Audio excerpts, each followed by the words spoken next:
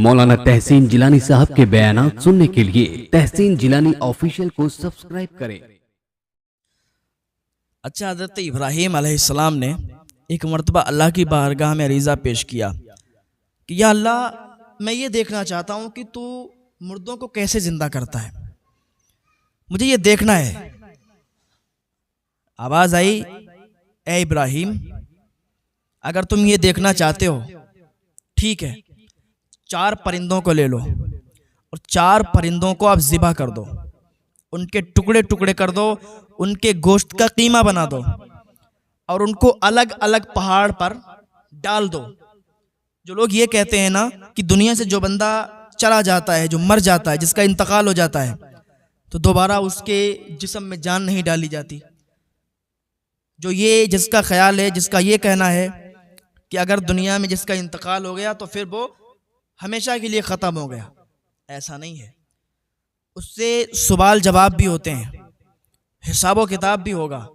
जिन लोगों का ये अक़ीदा है, ये कहना है कि जो मर गया तो बस उसके बाद अब ना तो जिस्म में जान डाली जाएगी, ना तो उससे कोई सवाल जवाब होंगे, तो उनका ये सोचना गलत है। हज़रत इब्राहीम अलैहिस्सलाम ने जब ये सवाल किया तो अल्लाह ताला ने फरमाया, 4 परिंदे ले लो, चारों को ज़िबा कर दो, अलग अलग पहाड़ों पर उनको बिखेर दो और उनकी मुंडियों को, उनकी गर्दनों को अपनी उंगलियों के बीच में दबा लो और फिर उनको उसी नाम से लेकर बुलाओ, तो फिर देखो वो तुम्हारे पास कैसे चल के आते हैं।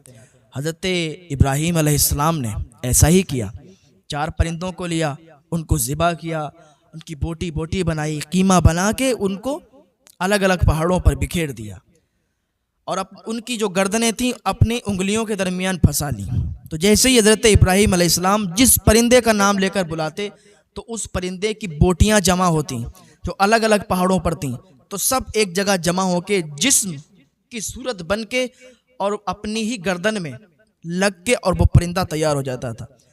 इसी तरीके से 4 परिंदे थे, चारों को आपने ज़िबा किया था और चारों को जब बुलाया तो इसी तरीके से वो जिंदा हो गए और इसी तरीके से उनके गोश्त जुड़े, जिस्म बना और उनकी मुंडी, उनकी गर्दन उसमें जुड़ी और हज़रत इब्राहीम अलैहिस्सलाम के सामने मौजूद हो गए।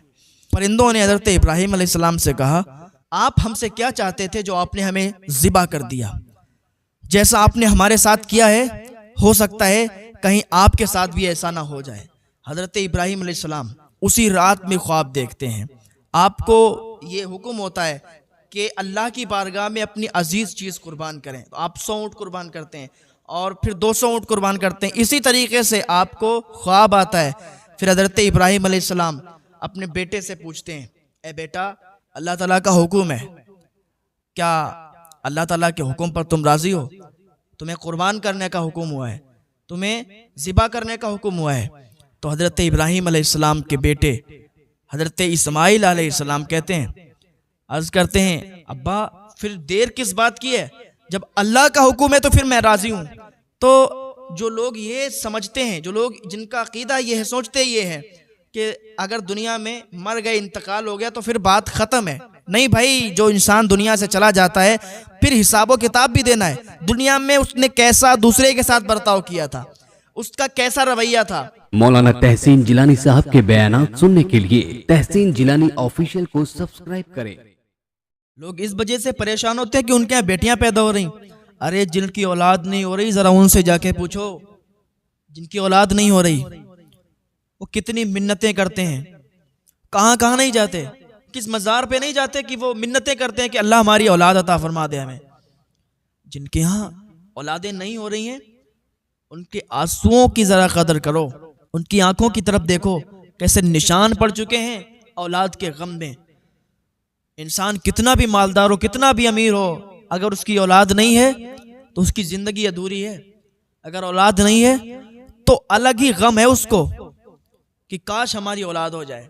और जिसकी औलाद नहीं हो रही, अगर उसकी बेटी पैदा हो जाए तो फिर सोने पर सुहागा, तो कितनी खुशी होती है उसे कि अल्लाह ने रहमत अता फरमा दी है। और आज लोग बेटियों को कितनी गिरी हुई नज़र से देखते हैं, अरे बेटियों की इज्जत नहीं करते। अल्लाह ताला में हिदायत अता फरमाया कि हम बेटियों की इज्जत करें। अगर कोई बाजार से बेटी गुजर रही होती है तो अगर 10 लड़के खड़े होते हैं तो 10 की निगाह उसी पर होती है। जरा अपनी घर की बहन बेटियों को भी निगाहों में बसा लिया करो, कि जैसी हमारी बहन बेटी है वैसे ये रास्ते से गुजरने वाली भी है, जैसे हमारी बहन बेटी है वैसे ये है।